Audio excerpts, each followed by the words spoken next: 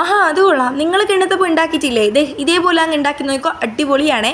നമ്മളിപ്പോൾ പച്ചരി നമ്മൾ മെല്ലിൽ കൊടുത്തിങ്ങനെ പൊടിപ്പിക്കുകയാണ് ചെയ്തത്. അപ്പോൾ നിങ്ങൾക്ക് വേണമെങ്കിൽ സാധാരണ പച്ചരി നല്ല കഴുകി കുതിർത്ത് ചേർക്കാം കേട്ടോ. പച്ചരി പൊടിപ്പിച്ചതിലേക്ക് നമ്മൾ എന്ത് ചെയ്യുക, തേങ്ങാപ്പാൽ ചേർത്ത് കൊടുത്തിട്ട് നന്നായിട്ട് ഇങ്ങനെ അരിച്ചെടുക്കുക. ഇനി രണ്ടാമതാണ് നമ്മൾ മെയിനായിട്ട് നോക്കേണ്ട സംഭവം. ആദ്യം നമ്മൾ അങ്ങനെ അടിക്കുകയാണെങ്കിൽ രണ്ടാമത്തേൽ പച്ചരി, തേങ്ങാപ്പാൽ, പിന്നെ ഒരു മുട്ട ചേർത്ത് കൊടുക്കുക കേട്ടോ.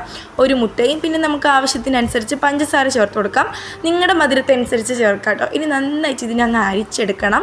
ഇനി 2 തവണ അരിക്കുന്നതല്ലേ അതിൻ്റെ ഒരു രീതി. അപ്പോൾ നമ്മൾ അങ്ങനെ ചെയ്തിട്ടുണ്ട്.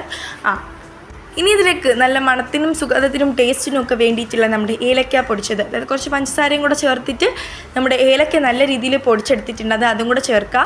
ഇനി നമ്മൾ ഒരു പാത്രം എടുത്തതിന് ശേഷം അതിലേക്ക് നമ്മൾ ബട്ടറോ നെയ്യോ ഇങ്ങനെ തടവിയതിന് ശേഷം നമ്മൾ ഈ ഒരു കിണ്ണത്തപ്പത്തിൻ്റെ മാവ് എടുത്തതിൻ്റെ മുകളിലേക്ക് ഇങ്ങനെ ഒഴിച്ചു കൊടുക്കുക. എന്നിട്ട് നമ്മൾ അടച്ചു വെച്ചിട്ട് 5 മിനിറ്റ് ഹാഫ് കുക്ക് ആകുമ്പോഴത്തേക്ക് നമുക്ക് ഈ ഒരു നട്ട്സൊക്കെ വെച്ച് കൊടുക്കുക എന്നുള്ളതാണ്. ഇനി ഒരു 10-15 മിനിറ്റും കൂടെ വെച്ച് കഴിഞ്ഞാൽ നമ്മുടെ കിണ്ണത്തപ്പം ഇവിടെ റെഡി ആയിട്ടുണ്ട്. അപ്പോൾ നിങ്ങൾ ഇതെന്തായാലും ഒന്ന് ട്രൈ ചെയ്ത് നോക്കുക, അടിപൊളിയാണേ.